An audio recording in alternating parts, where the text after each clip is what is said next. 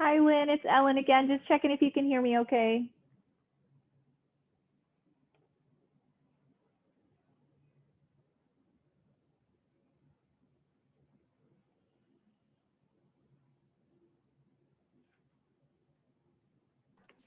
Yes, I can hear you. All right, great. Thank you. Mhm.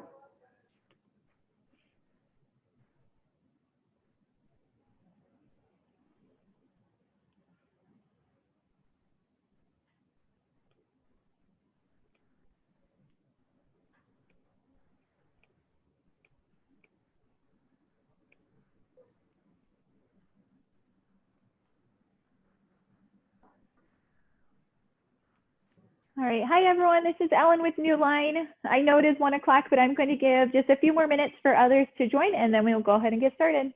Perfect. Thank you.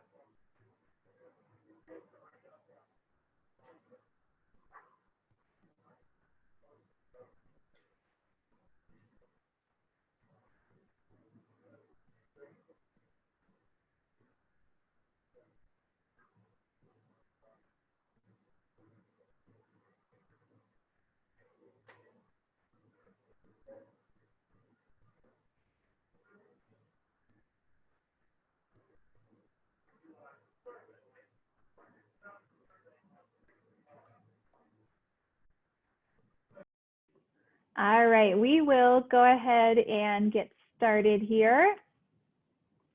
All right. Hi, everyone. My name is Ellen. I am the product training specialist here at Newline. However, my background is education. So I was a teacher for 5 years before I joined the team at Newline. So everything I go through today will be examples of things you can do in the classroom. But if you have questions and scenarios that you're thinking of using with the panel, I'll be able to put that in the perspective of actually being in the classroom there. So this session is being recorded. Afterwards, I will get a copy over to Lynn, and then she will take care of sharing that with you.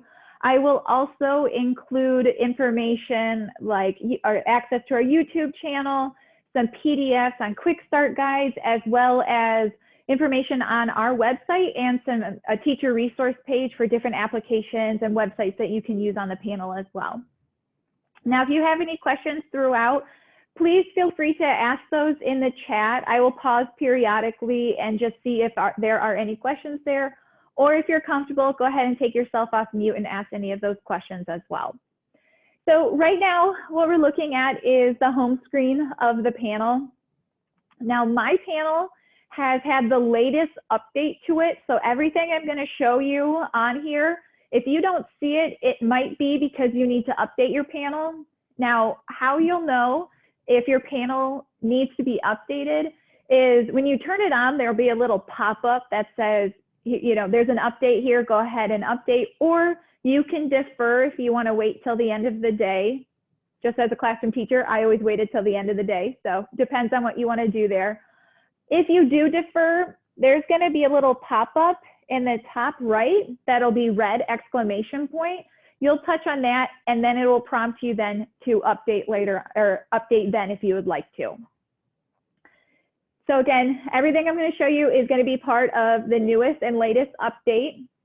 Also, I have the panel set on this fun, colorful theme. So if you have more of like the grayish colors, I will show you in a little bit how to switch that theme over as well. So right now, again, looking at the home screen, you can see the diagram on the right side, and then on the left side, you can see those 6 different tiles. Now, the diagram on the right, this is going to be helpful for you when you have more than one device connected to the panel. So you all have an onboard computer. It's a slot PC that goes in the back here, which is really nice because it can keep content that's, you know, curriculum-based, things you're doing for instruction here on the panel, whereas with your laptop that you have, you can keep that as separate as far as your, you know, your grades, kind of personal things, attendance, things like that. But you can always connect that external computer to the panel as well. Now, if you decide to do that, you're going to want to use 2 cables. Now, the 2 cables that you'll want to use, the first is an HDMI. HDMI is going to give you video and sound between your computer and the panel. And then the USB is going to give you touch interaction from your computer and the panel. Now, once you have those 2 cables over on the side, and I'm not going to move my camera, I apologize, but over on the side, there are going to be HDMI 1 and HDMI 2 slots. So you'll plug in your HDMI there, and then right above it is going to be a green USB port that will say touch. That's going to be where you want to plug in that USB cable. Once all of those are connected correctly, then you'll be able to access your computer on the panel and have touch interaction. Now, to be able to launch your computer and switch over to that one that is connected, when you connect a device to the panel, the source that's on the outside, it's going to light up in white. So for example, if I had my computer plugged into HDMI 2, that would be white. My example here, just my built-in PC is white. It's going to be the same concept though, where if I touch on that button that is white, it's going to give me a live preview of my computer. And my other side went blank. So give me just 1 second here. I'm going to switch this out. I'm not sure what happened there.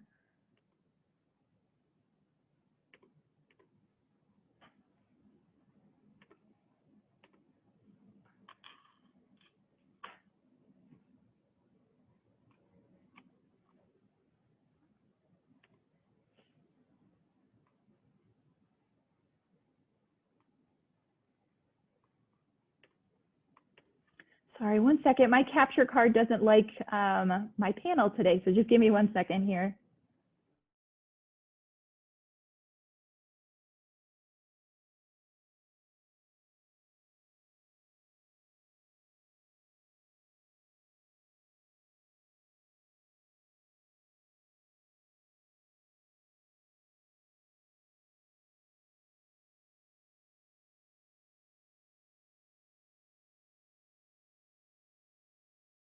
All right, I am back. So now you can see that I have a live preview of my computer. And if I touch on the center there, it's going to go ahead and switch to my computer, whether that's the onboard computer or the external computer that's connected to it. Now, if you use that's live source preview, that's great. I'll be honest, I think it takes a little bit of time. I'm pressing 2 or 3 buttons and having to wait for that live preview. So if you know where your computers are plugged in, you can set up shortcuts. So one shortcut that's going to be for your onboard computer is this Windows button. Or if I touch on that, it's just going to automatically switch to it.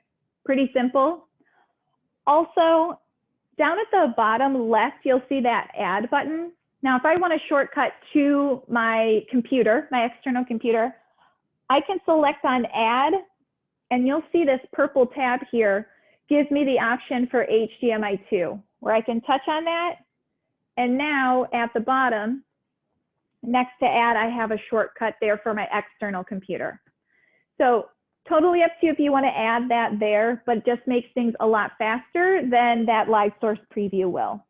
I like that live source preview if I have multiple things that are being plugged in and out and I just don't remember where things are plugged in. So that is if your device is hardwired into the panel.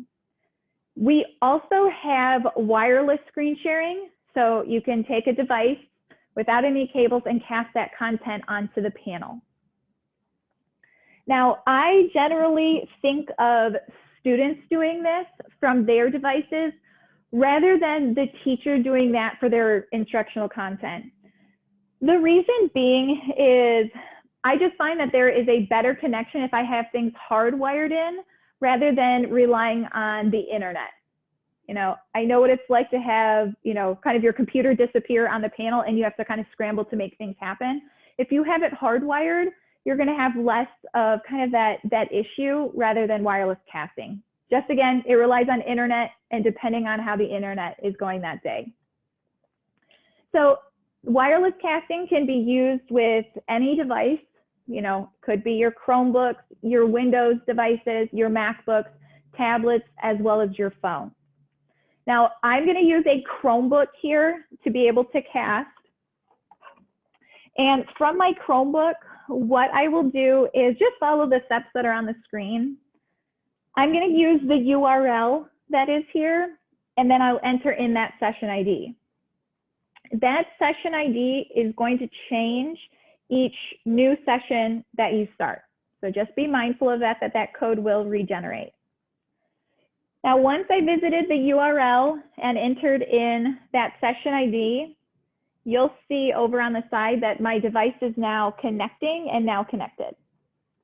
Now, to have my Chromebook present, I'm going to touch on the device name and then select invite to present. I know it's impossible to see, but there's a little pop-up that says you've been invited to present. And I'm going to select that I do want to share my screen. So students have a second to get onto the right content here. And then once I select share my screen, you can see then I can cast my content onto the panel here. Now, I am just casting one device currently. However, you do have the ability to cast up to 4 different devices at one time.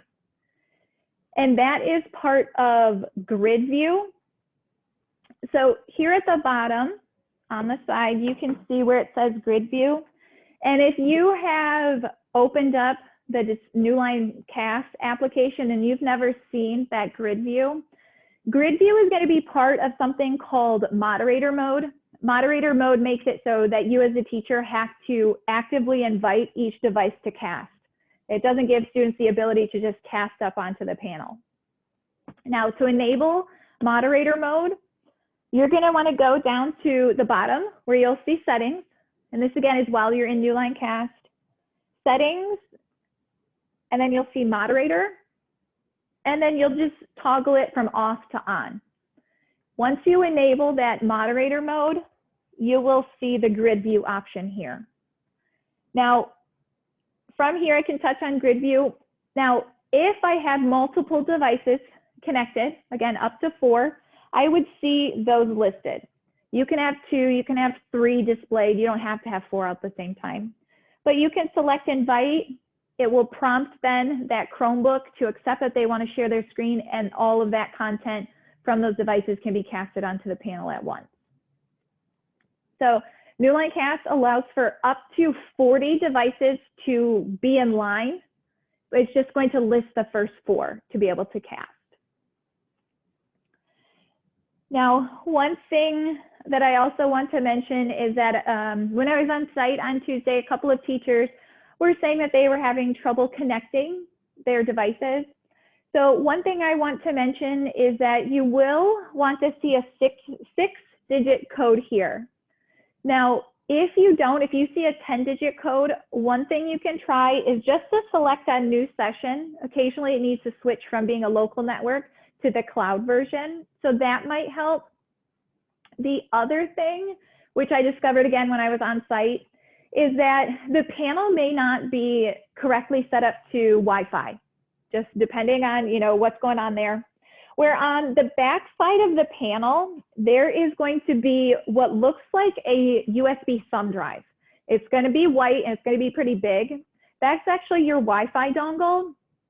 And it's going to be important that you have that plugged into the USB 2.0 embedded. Again, it's going to have to be the embedded port.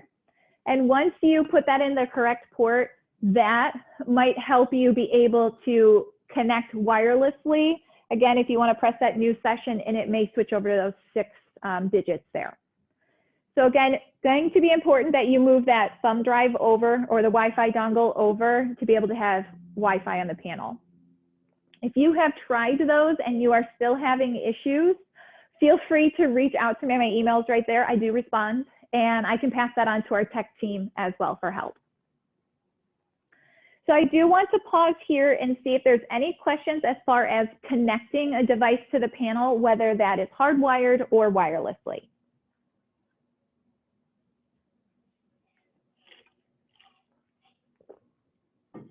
All right, looks like we are good so far. So next we have the whiteboard. Oh, I didn't want to do the big reveal yet. So this whiteboard that I'm going to show you, this is going to be our newest whiteboard. Now, the panels that you have, they may be set on our classic whiteboard. We had a classic whiteboard for years, but we have recently introduced a new whiteboard. That is the one that I'm going to train you on today. Now, it's not set up by default, so you do need to toggle over to it. So up at the top right, you'll see where the settings wheel is. And when you touch on that, there's going to be a tab for whiteboard.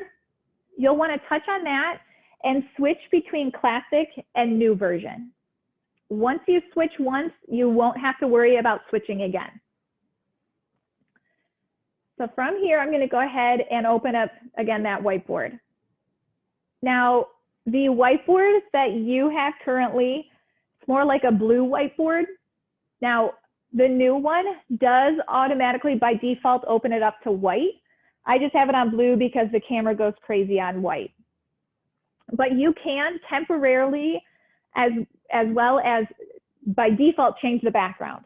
So if you temporarily wanted to change your white background to something else, you'll see this plus sign down at the bottom. And if I hold down on that plus sign, you can see I can change the color, but also the pattern. So a couple of examples, we have, graphing paper, plot paper. There's lined paper.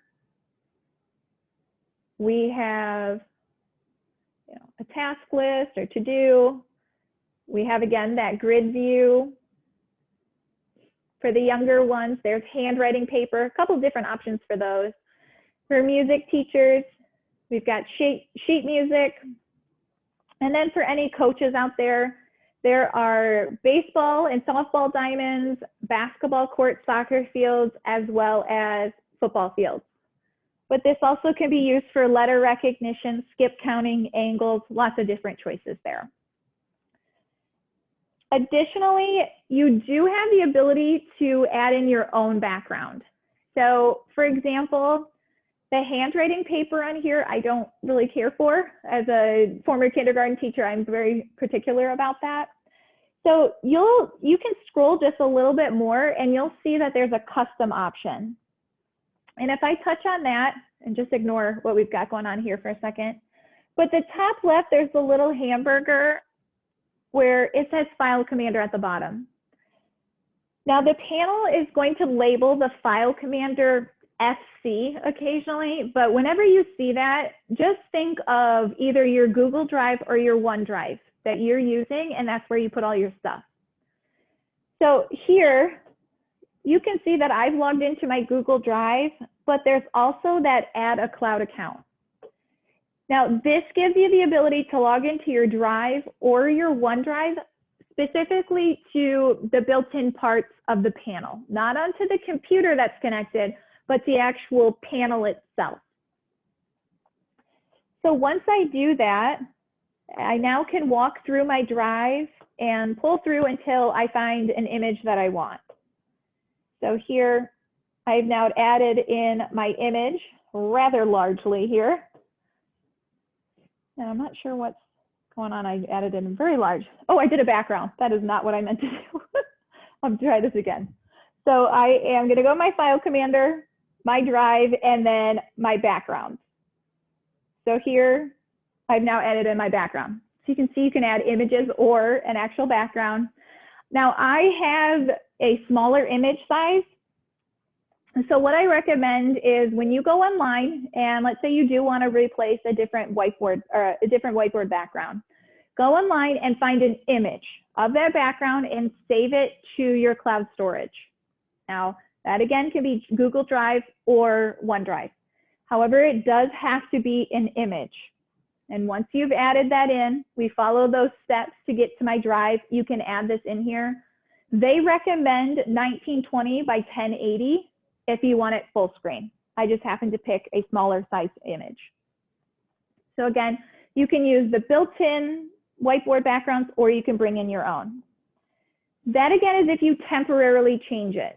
Now, if you want to change the default, there is a little settings wheel on the bottom right, where if I touch on that and select default settings, you can see that I can pick a specific background to have every time I open, a specific pen, and a specific highlighter. So again, just changes the default for you. So you can use it either way.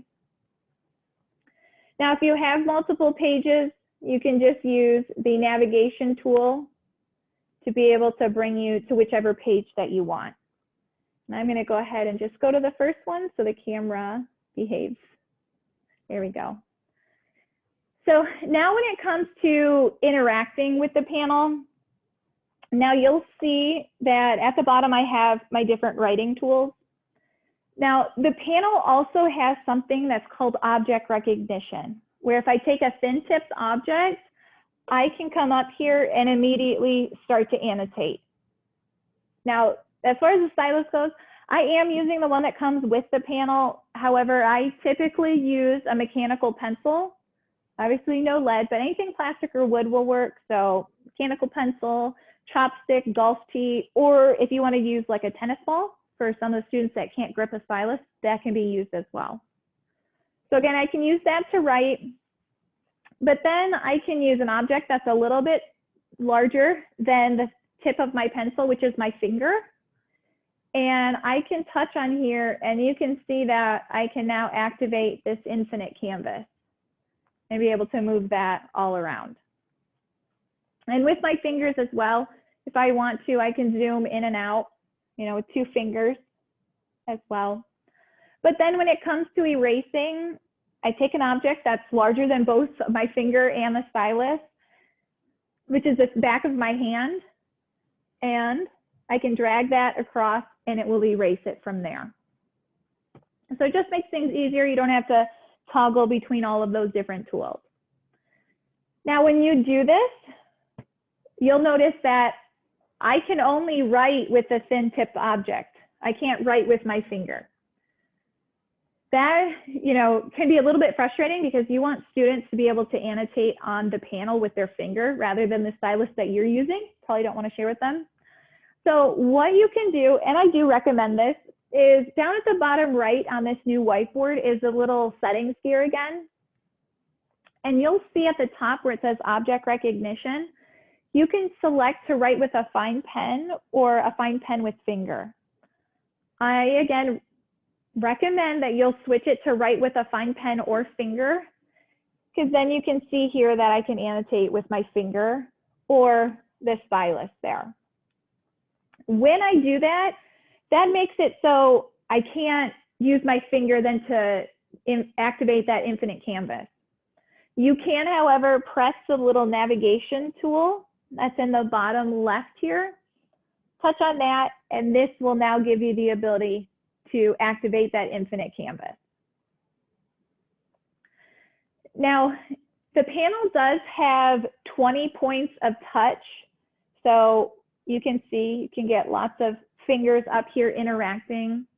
But because it has the multiple points of touch and the object recognition, I can assign a color to different size objects. So for example, if I want to write with, blue and green, I can take my thin stylus, touch on the pen, and I'll select blue. Hopefully you can see that. So my stylus is blue, but then with my finger, a little bit bigger than the stylus, I touch on the pen again. So same exact tool, but this time we'll pick green and it'll be a different size. And then here you can see that I can write with both of those at the same time. So just ways to tell, student handwriting apart, or telling the difference between a teacher's handwriting and a student, rather than just the sloppiness difference there. You can use that. Another thing to note is that with the stylus that comes with the panel, one tip is thin and one is a little bit thicker, like the tip of your finger. So you could, possibly write, the math problem or whatever it is in one color, and then just flip your stylus around and solve it in the other. So just kind of a quick visual aid to help students out with there. Now, additionally, you can add other content. So you'll see in the bottom here, bottom left, I have those 3 dots. Basically, this is where all the cool stuff is hidden, the extras that you can add in. So here with that add tab, I can add in an image, text, sticky notes. I can do a PDF document. I also can do a Google image search, or I can search Google in general. So here I'm going to add in an image. Now this image is going to come from Drive. This is going to be something that I planned prior to my training right here. Now I'll select image, and I'm again going to go up to the hamburger on the top left and the file commander. Again, file commander, in my head, I'm thinking of my cloud storage, either Drive or OneDrive. And here I can select on my Drive, and then again, go through the correct folder of my images and go ahead and add that in from here. You'll see that it gives me my little box around it where I can grab the corner to adjust the size. I also can use 2 fingers to manipulate it as well. And just 1 finger in the middle there, you can move it around. At the bottom, you do have additional tools, so I can copy, cut, crop, lock in place, delete from here. So this image, again, came from my cloud storage, so I'm prepared prior. Kids ask off-the-wall questions. You have to look this stuff up on the fly. If you needed to add in an image from Google, again, those 3 dots, and then search image. And then you can search for your images here. That keyboard will automatically pop up for you. So just once you tab on the search button, it will open it up. And here, I can touch on my image, hold it down and drag it, and it will add it into my whiteboard as well. And if I move that over and I want to overlay them, you can see those down at the bottom, those options to overlay. Now, another thing you can do with the whiteboard, those 3 dots, besides add this content, is you can split the whiteboard into multiple whiteboards. It's going to allow for up to 3. So you'll see here where it says Canvas and split mode.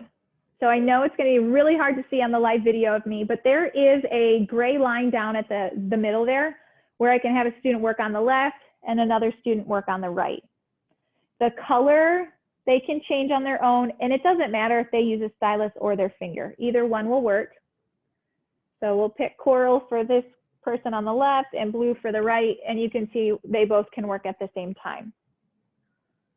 If you wanted to introduce another student or just some space in the middle, the 3 dots at the top left, you can select 3 split.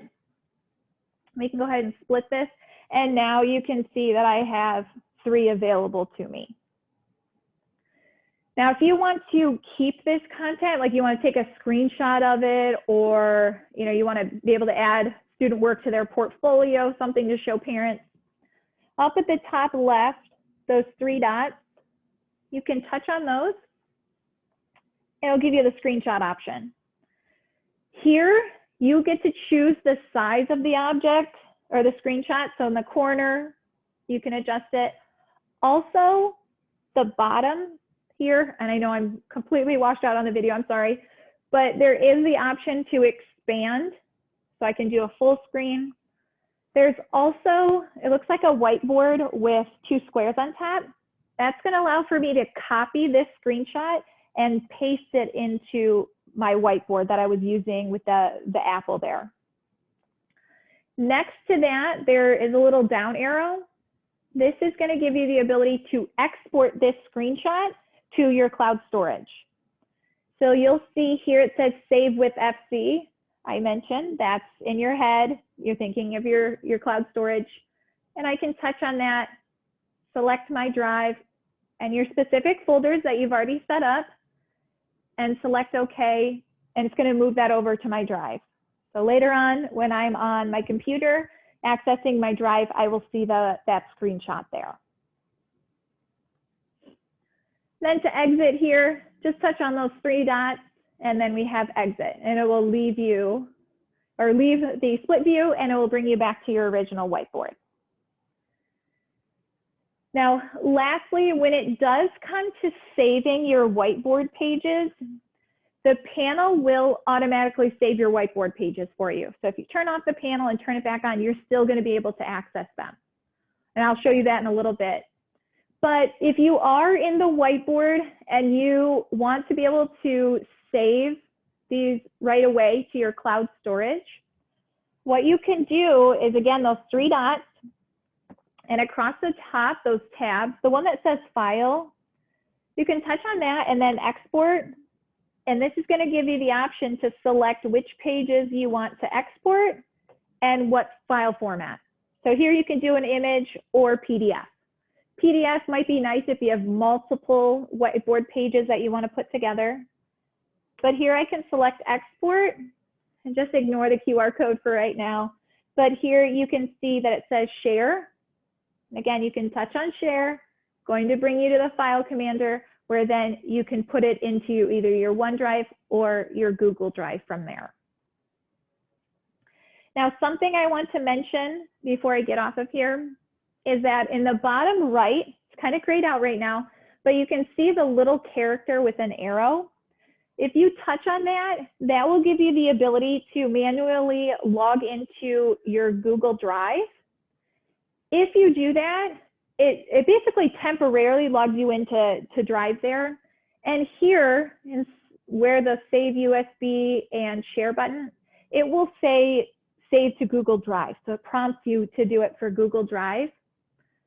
Now, that again, as I mentioned, is a manual process where you have to actually type everything in. Very shortly, we will have an update where it would allow for you to scan a QR code and it will log you in. And then it will have your Drive label right there for you, pretty easy. So that is the whiteboard. I know I've spent a good amount of time on it. I'm going to pause again and see if there's any questions on that whiteboard that I can address.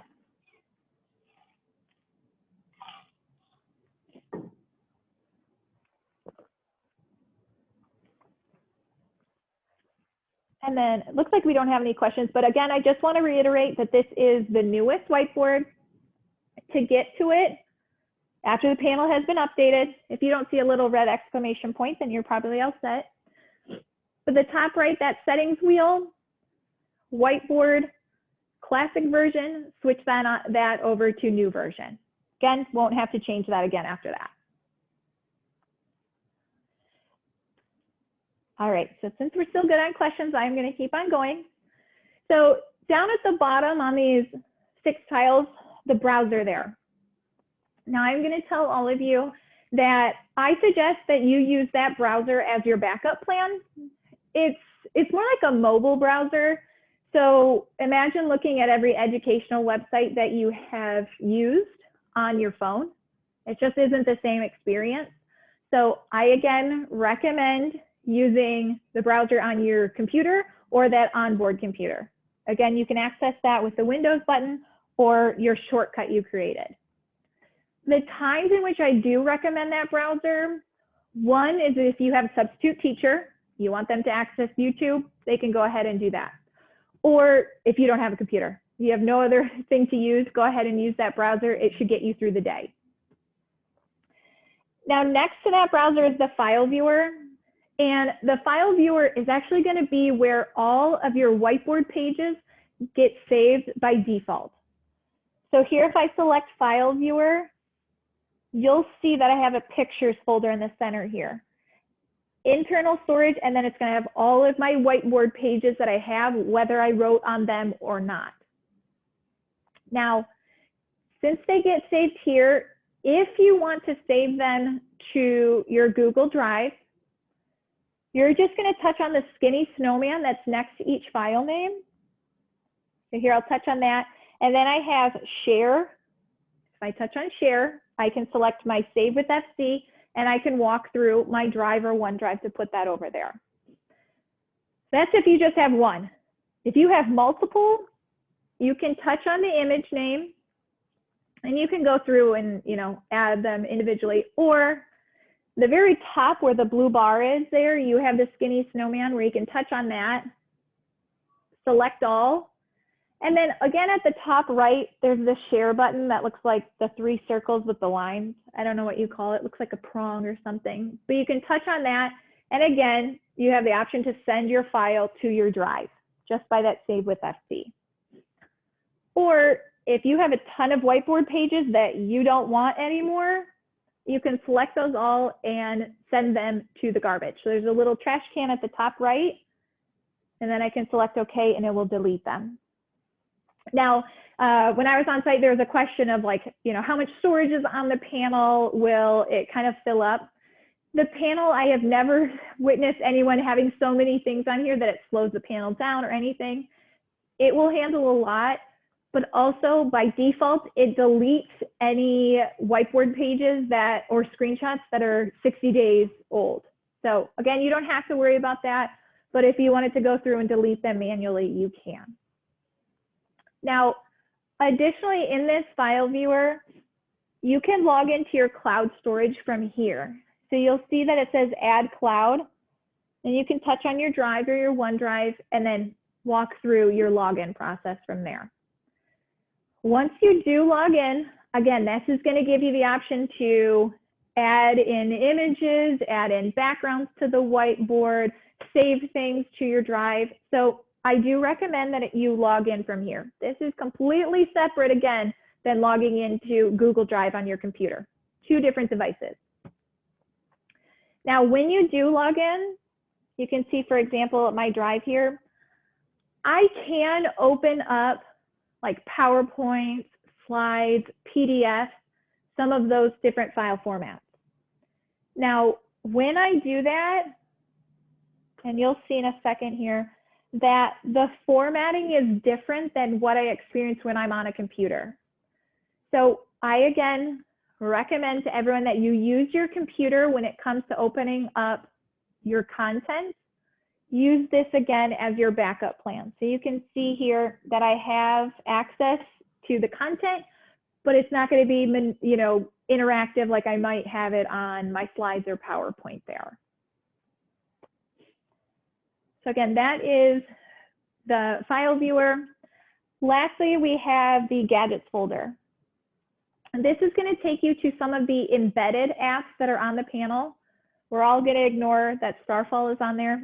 The tech team added that on there. These are different applications that can be used in the classroom. I don't see teachers using them a ton just because their computer does a lot of these things, but you can upload music if you want to. There is a built-in calculator. You have, a browser here, kind of the applications that we have. One that I do recommend that you use is one called Newline Broadcast. And what this does is it gives you as the teacher the ability to cast content on the panel out to your students' devices. So for instance, right now everyone has to be 6 feet apart. Students might be further back than they would normally. If a student has trouble seeing the panel, they can just get a device that has a browser. Really doesn't matter what one, just anything with a browser. You as a teacher can open up the app and select Start Broadcast. And it's going to give you that URL. That URL will never change. But then it's going to give you the broadcast ID. From that student device, they will enter in that URL followed by the broadcast ID. Once they connect, everything that you show on this panel, they will see. So even if you have your computer hardwired into the panel and you have broadcast going, they will see that content as well. Now, the way that you know if you are live and presenting to them or casting to them, there is the little tab on the right side here. If the little like Wi-Fi signal is orange, that means you're live. If it is white, that means that you are not live, that you've stopped your broadcast. So here, if I stop it, you'll see that it will go ahead and change there. Now, each time you start a new broadcast, that code is going to change. So again, just be mindful of that as well. And that will allow up to 200 devices to connect at one time. So I'm going to pause again here, see if there's any questions before I go to my computer and talk about some annotation tools on there.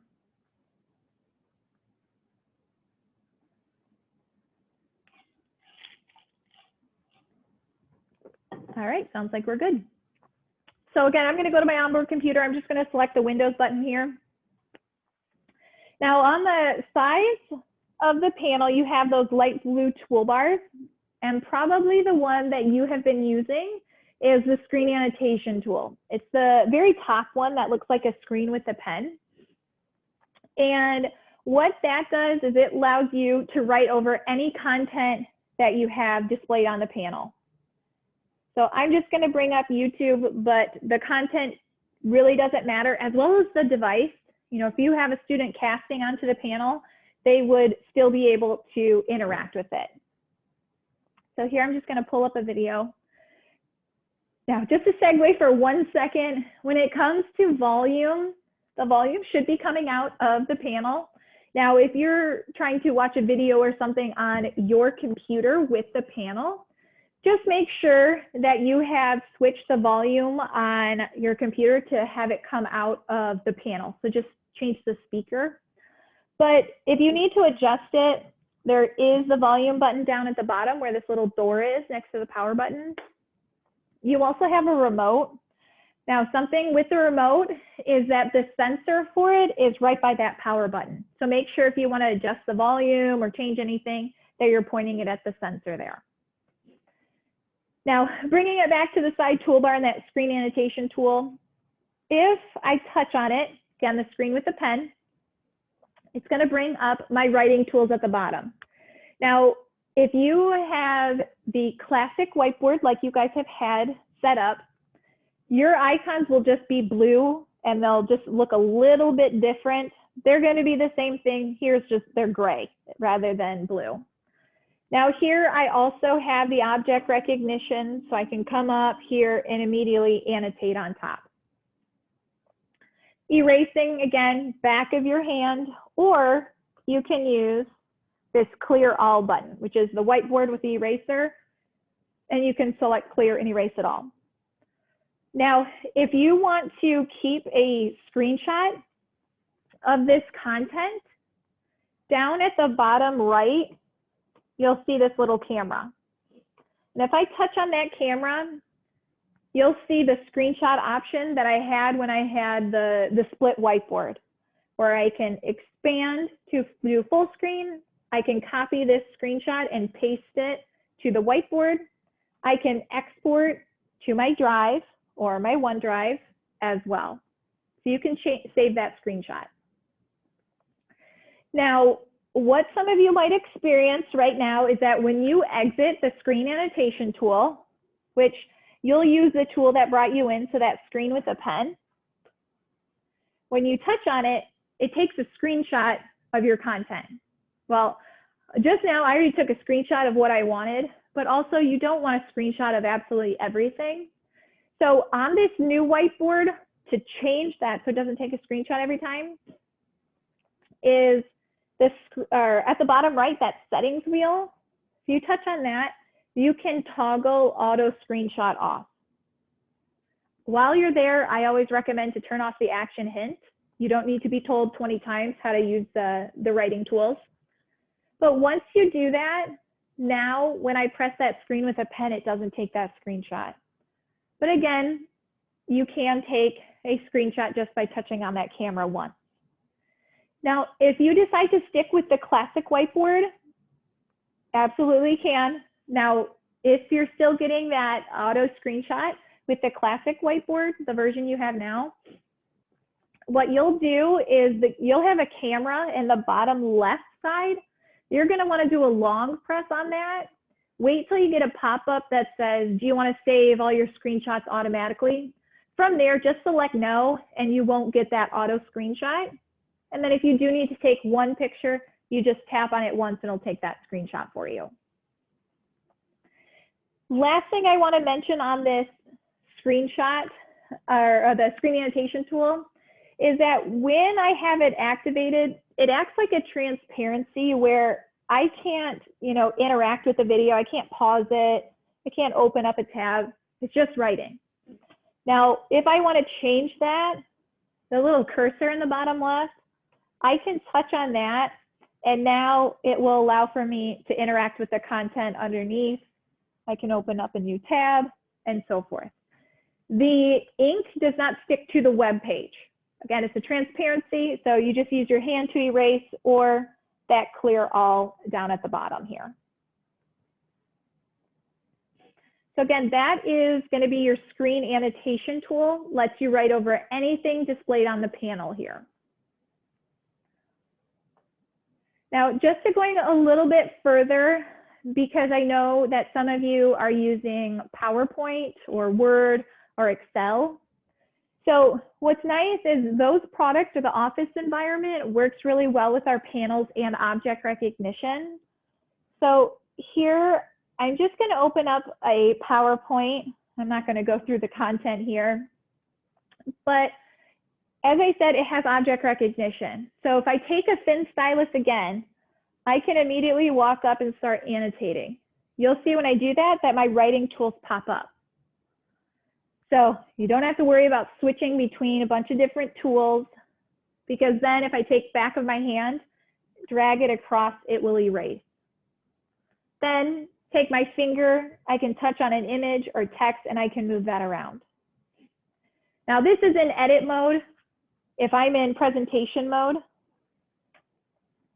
you can see again, take a thin stylus, I can walk up and immediately start to work and annotate. Moving through slides, I just take my finger, swipe to the left and it'll move forward, and I can swipe to the right and it will move me back. Erasing again is the back of your hand. I recommend that you go top down. Occasionally when I go left to right, it moves me through a slide. So again, just top down and erases from there.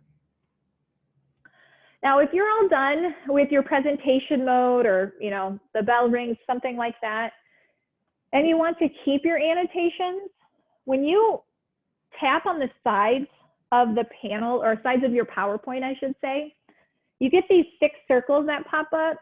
The very bottom one is a screen with a pen. And if you touch on that, it's going to be end show. And PowerPoint asks you if you want to keep your annotations. So if you do want to keep this, I can select keep. That writing now from presentation mode is here in edit mode. And you can go up to save, file save or save as, and you can create a new copy with that writing if you want to. But you can always go back and erase that as well. So it's not stuck to that. It just makes it an image on top of your writing that you can erase. So again, that is the Office products used with the panel. The object recognition is really nice. This will work again with Word as well as Excel that you can use it with.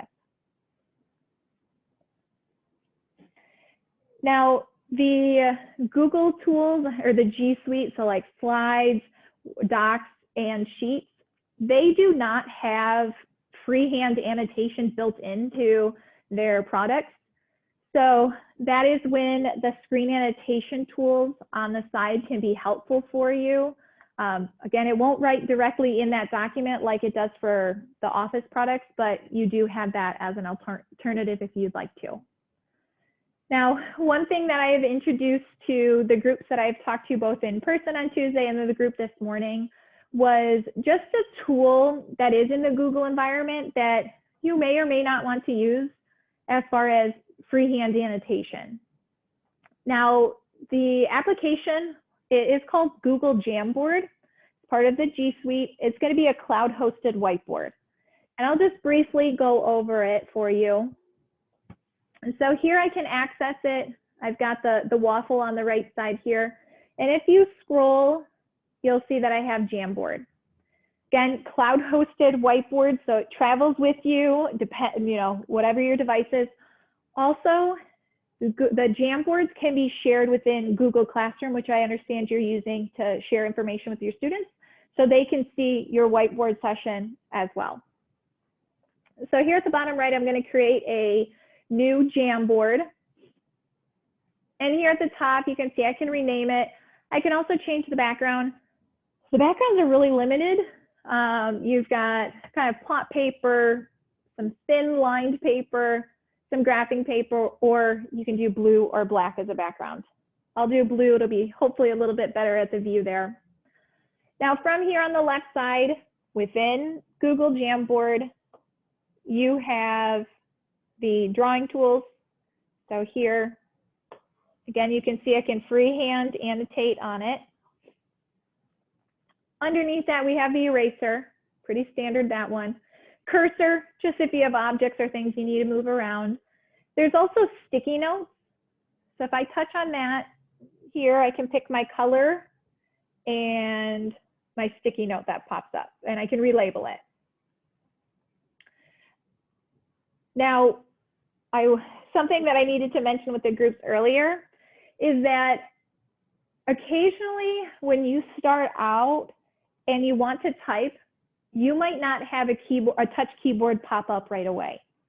Now, what you can do is once you are on, your onboard computer or even on your hardwired computer, what you'll want to do is to enable that touch keyboard. To do that, you just need to find some space on the taskbar. I do right here on the right, and do a right click. From the panel, it's just a touch and hold. If I hold down here and release, you'll see that there is an option for show touch keyboard button. You'll want to touch on that so it gets a check mark next to it, and that will then give you this keyboard that's next to the time. So again, to enable the touch keyboard, a long press on the taskbar, release, and show touch keyboard button. Now from here, I've added in my sticky notes. I also can add in an image. And this image can be one that's saved local to your panel. You can do a Google image search, or you can pull content in from your Google Drive. Now, the reason I brought up Jamboard is I mentioned, within Google Slides, you don't have freehand annotation. You have to use the side toolbars that are built into the panel.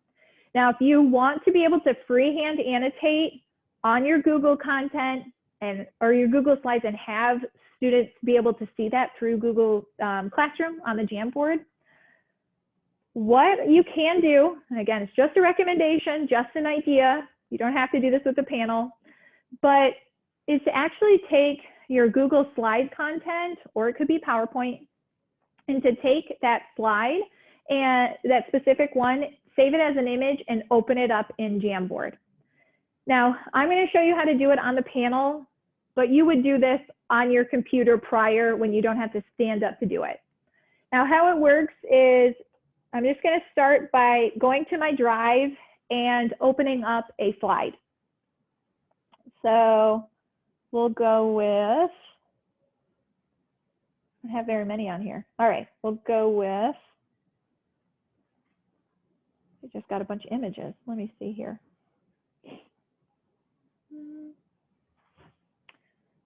Got a lot of folders that I should be deleting, but I haven't. Let's see.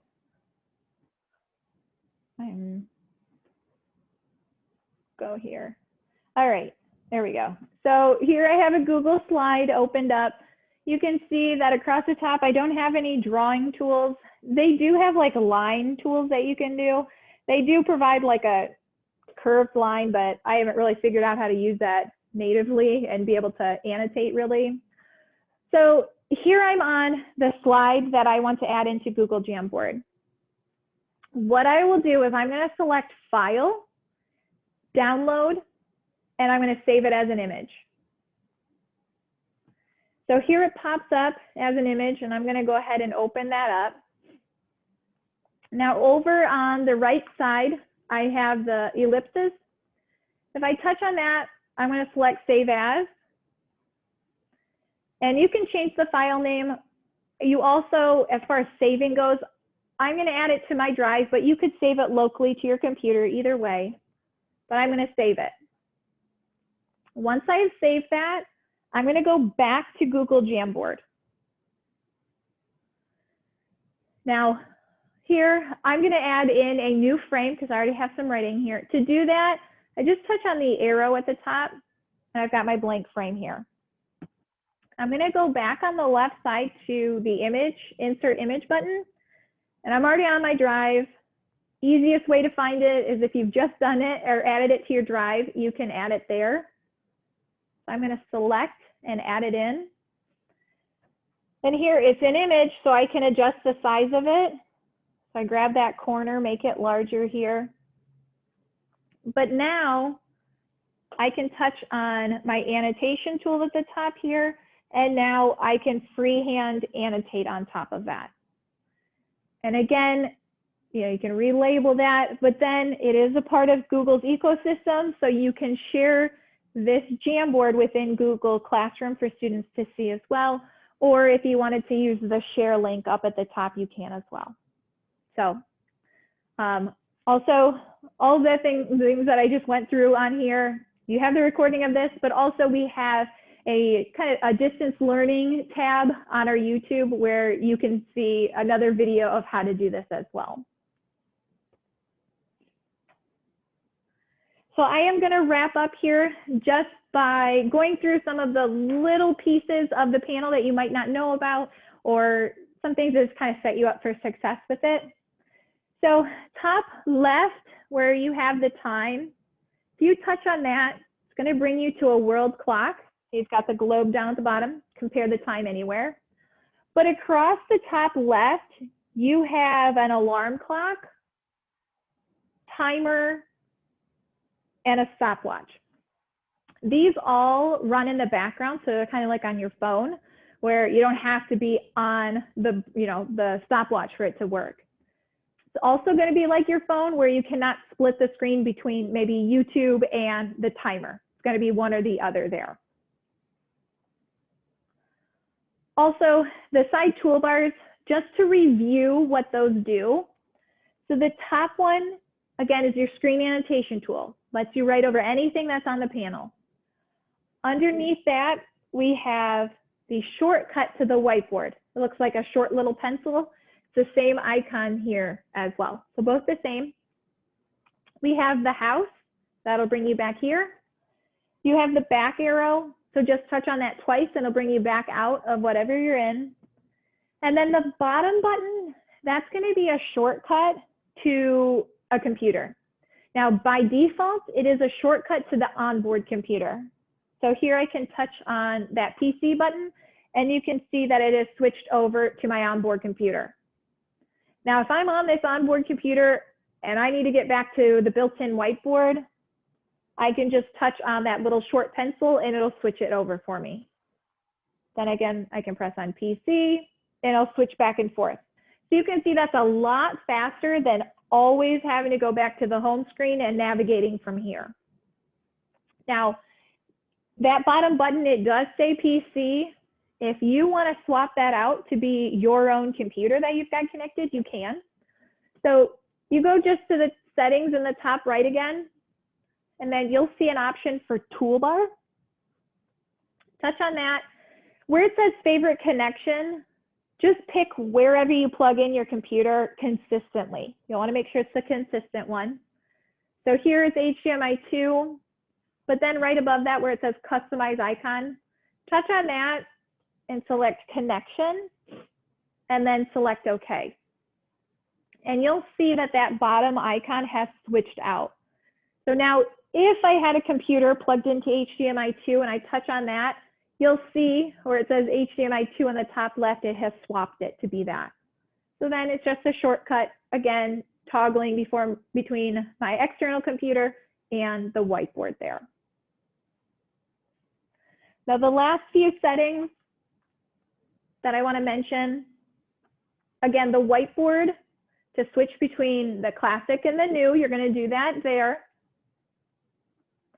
Display and theme, if you want to switch from kind of the gray tones, that's standard, to colorful, you'll do that there.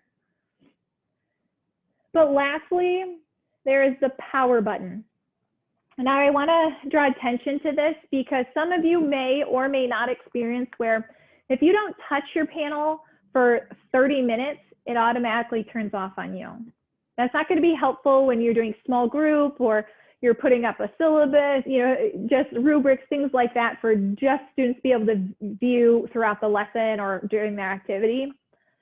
So I recommend that you go to settings and then power. Here it says energy saving. Touch on that and adjust the increment of time if it's on 30. You can set it really to be what you want. Now, if you do choose never like I do, I highly recommend that you set an auto power off. So right above that where you'll see I have the auto power off toggle. I just touch on that and adjust the panel to turn off at a certain time of the day and the day of the week, either one. This will just help to kind of preserve the life of the panel. It has a long life, but we just want to kind of be mindful of that. And then you can also set an auto power on as well. So it'll turn on at 7:30 when you arrive. So that wraps up some of the things that you can do on the panel. I again want to open this up for any questions that you might have.